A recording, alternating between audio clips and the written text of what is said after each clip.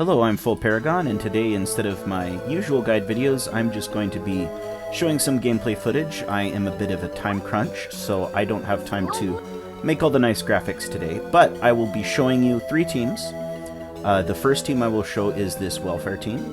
This is a pretty easy EX arena, and you can get a great score with this team. The next team is the all-permanent characters team. This team also will do quite well. And last, we have the absolutely insane, you're going to get a massive score team. But we'll start off with the welfare characters. The build here is very simple. I suggest using Wind Mitsurugi, Earth Leah, and Cat Lover Melissa. You can use Erica, and then in the back I put Iris. This is the best Erica to use as she has an agility buff in her kit, which is of course always very nice. Mitsurugi just hits quite hard, and he's an excellent character to use here.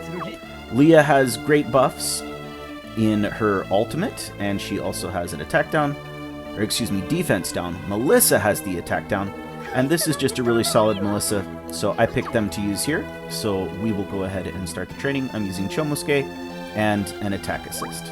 The key to this boss is to very quickly deal with those two nasty adds. They do attack down debuffs. When they use a magic debuff, it's obviously not a big deal as we're using an all-physical team, but when they use that attack down debuff, it can really affect you. It helps to take characters with decent wave clear. This team has a little bit of a problem as both Mitsurugi and Melissa only have single target attacks. But as you can see, I was able to still take those down fairly quickly, and then I unloaded on the boss. Your goal here is to charge up your ultimates as quickly as possible. Once you have charged up the ultimates, use Chomusuke when you have both Mitsurugi's buff and Leah's buff. Nicely, Mitsurugi will heal your team, while Leah will make sure that you're taking minimal damage. Melissa will drastically increase the amount of damage that the boss takes by using her ult, which has a tier 3 defense down. Overall, this team both has strong synergy and is able to deal quite a lot of damage to the boss.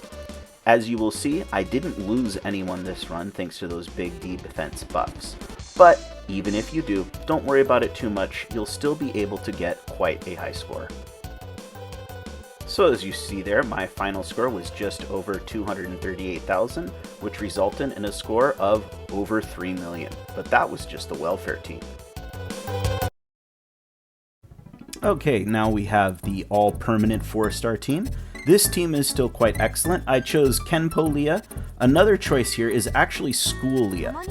The boss does a number of debuffs on your characters which can impact your score, and School Leah does have debuff block, but ultimately I think for this run we're going to go with the high fidelity using Kenpo Leah, who is a permanently available character. Her ultimate is of course her Honors Prelude 2, which does the damage cut and agility buff. Bell is here. He is not permanent. However, he was a welfare 4-star, and I think the vast majority of my audience has him currently. He will work extremely well.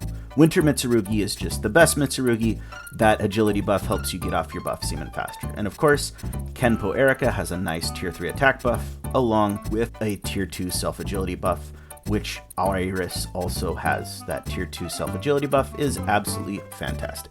Ultimately, this team works along similar principles to the welfare team, using Leah and Mitsurugi with their powerful ultimates to both keep your team healthy and protected, as well as deal a lot of damage. The key here is using Bell's cooldown cut to be able to use your abilities more often. If you don't have Bell, he's rather easy to replace with a good Kazuma such as Ballroom or RP Kazuma, and use his agility down to further increase your survivability. You'll note on this run, Leah actually ends up dying before she even gets off a single ult. Despite this fact, my score ended up being quite high, well over 3 million. So this team is fairly resilient even to faux pas and having key characters die, and still earning you a top score. I think you could probably also safely auto with this team, but as always, autoing will result in a lower score than just playing manually.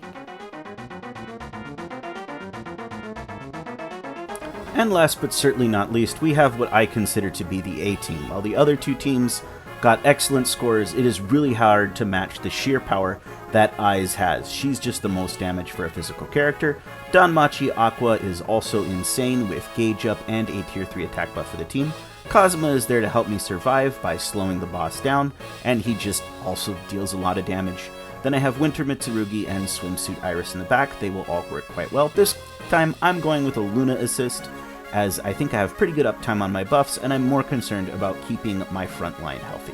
My advice in regards to this team is to make sure you keep as much uptime on Aiza's agility buff as possible, abusing Gauge Charge to rapidly get to the point where you're able to use your character's ultimate. Aqua's self tier 3 agility buff and her tier 3 party buff require some timing. Try and make sure you don't overlap too much with Aiza's tier 3 agility buff, as that's a waste of a bit of damage. Ultimately though, it's not going to matter. Even if you were to auto this team and play extremely poorly, or as I did here, get unlucky and have eyes die, you're still going to wind up with an absolutely huge score.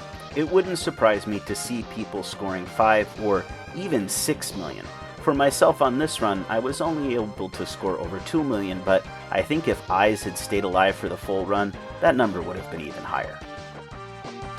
Well, that's it for this quick guide video. I hope that was of some help to you. This is a pretty easy EX arena, so I think most people will be able to get a max score. Even if you're just using a welfare team, you're going to be able to do pretty good for yourself. As for the format of this video, let me know what you think. If this is more helpful to you than my traditionally formatted videos, I'd like to know that, as it's a lot easier to make, though it doesn't have as high a production quality, I think. Check it back again soon for more guides.